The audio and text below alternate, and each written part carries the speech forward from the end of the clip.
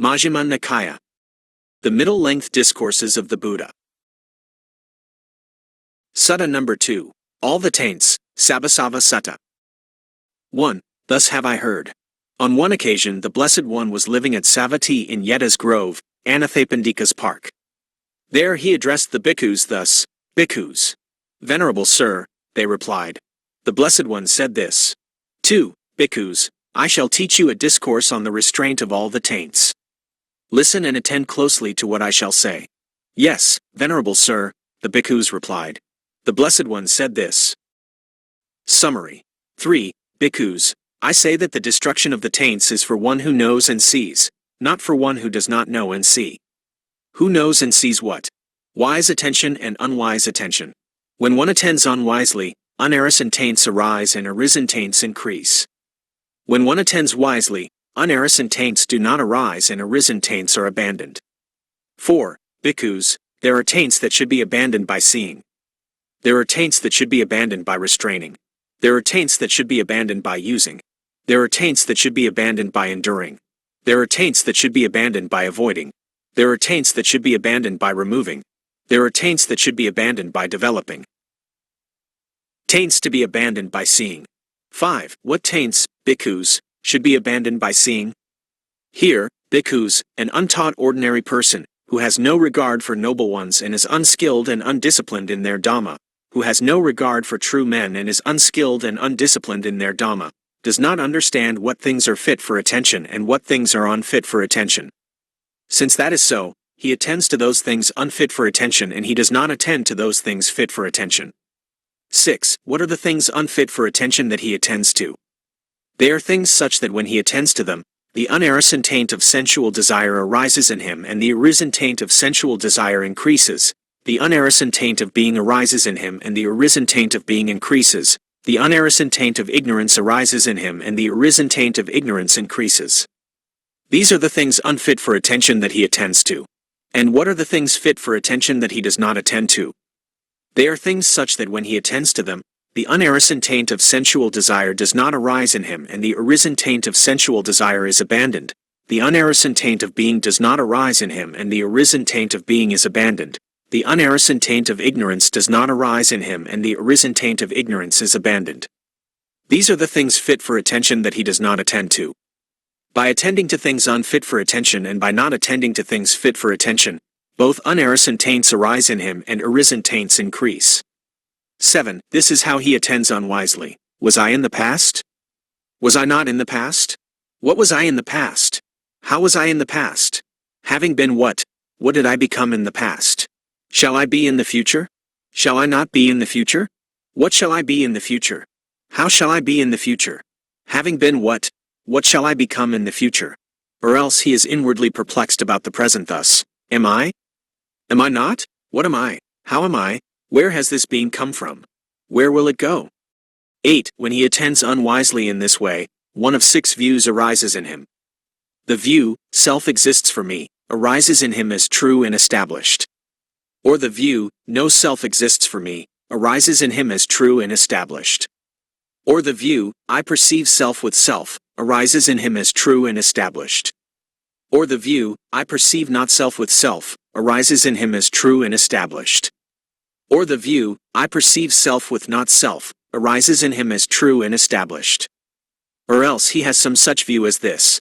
It is this self of mine that speaks and feels and experiences here and there the result of good and bad actions. But this self of mine is permanent, everlasting, eternal, not subject to change, and it will endure as long as eternity. This speculative view, bhikkhus, is called the thicket of views, the wilderness of views, the contortion of views, the vacillation of views, the fetter of views. Fettered by the fetter of views, the untaught ordinary person is not freed from birth, aging, and death, from sorrow, lamentation, pain, grief, and despair. He is not freed from suffering, I say.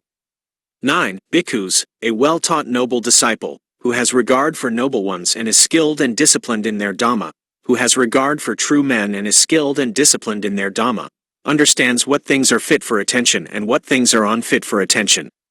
Since that is so, he does not attend to those things unfit for attention and he attends to those things fit for attention.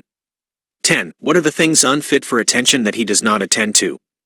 They are things such that when he attends to them, the unarisen taint of sensual desire arises in him, as section 6, and the arisen taint of ignorance increases. These are the things unfit for attention that he does not attend to. And what are the things fit for attention that he attends to? They are things such that when he attends to them, the unarisen taint of sensual desire does not arise in him, as section 6, and the arisen taint of ignorance is abandoned.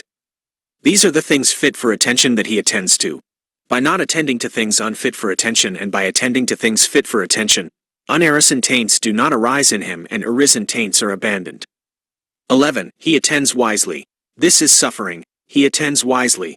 This is the origin of suffering. He attends wisely. This is the cessation of suffering. He attends wisely. This is the way leading to the cessation of suffering.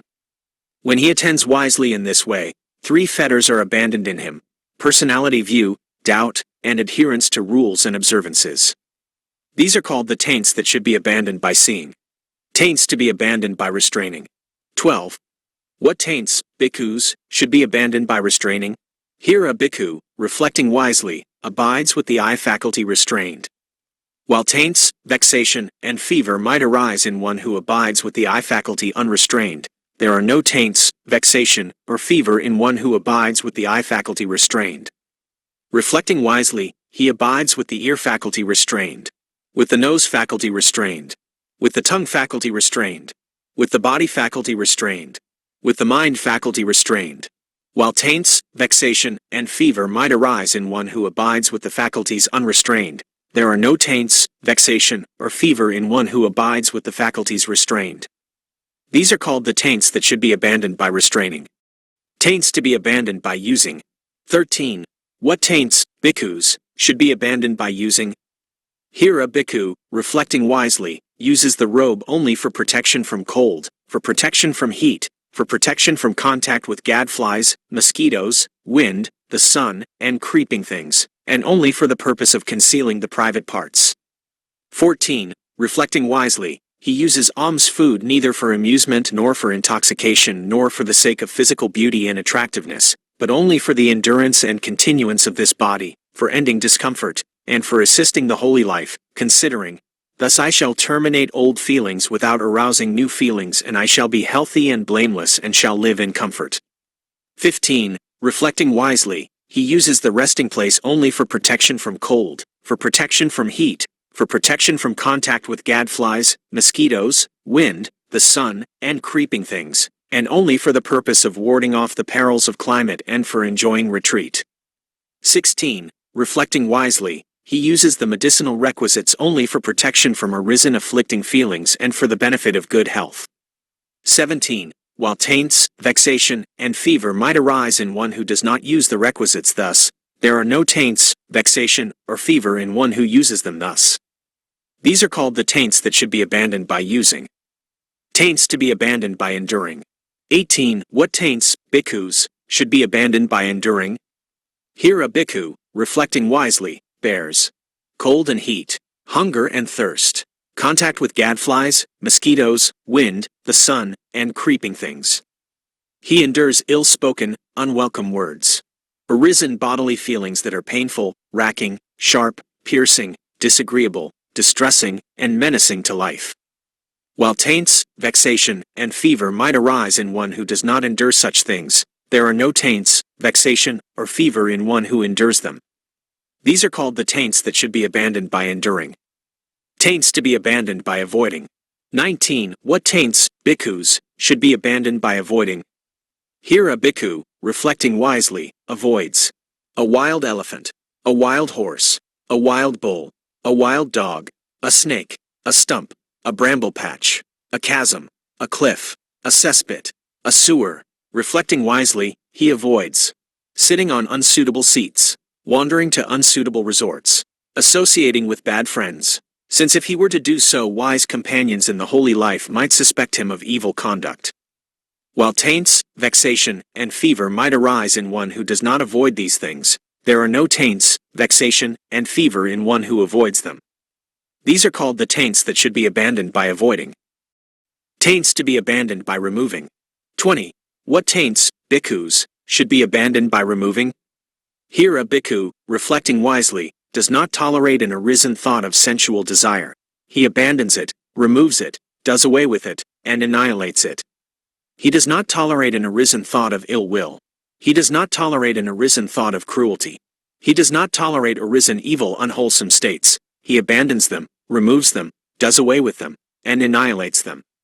While taints, vexation, and fever might arise in one who does not remove these thoughts, there are no taints, vexation, or fever in one who removes them. These are called the taints that should be abandoned by removing. Taints to be abandoned by developing. 21. What taints, bhikkhus, should be abandoned by developing?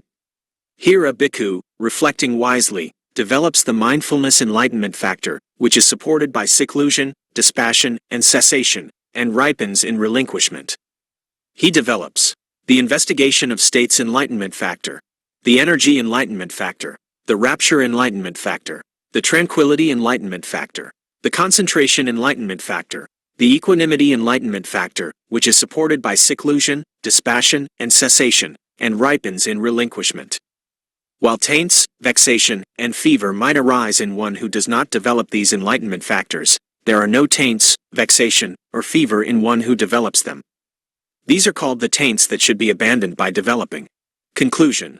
22. Bhikkhus, when for a bhikkhu the taints that should be abandoned by seeing have been abandoned by seeing, when the taints that should be abandoned by restraining have been abandoned by restraining, when the taints that should be abandoned by using have been abandoned by using, when the taints that should be abandoned by enduring have been abandoned by enduring, when the taints that should be abandoned by avoiding have been abandoned by avoiding, when the taints that should be abandoned by removing have been abandoned by removing, when the taints that should be abandoned by developing have been abandoned by developing, then he is called a bhikkhu who dwells restrained with the restraint of all the taints.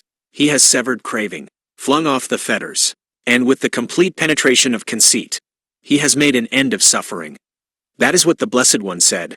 The bhikkhus were satisfied and delighted in the Blessed One's words.